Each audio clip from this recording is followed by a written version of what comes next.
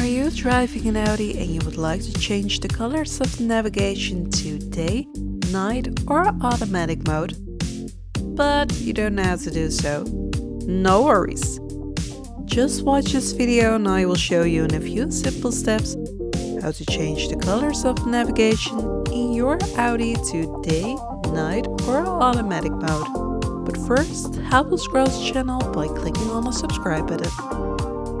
Go to the Audi MMI menu and click on Navigation.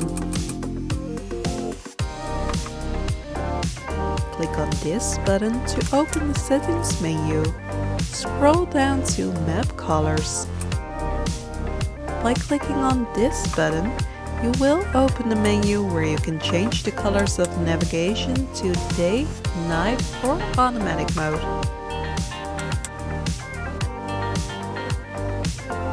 Thank you for watching this video and don't forget to click on the subscribe button to see more VAG Car Tutorials.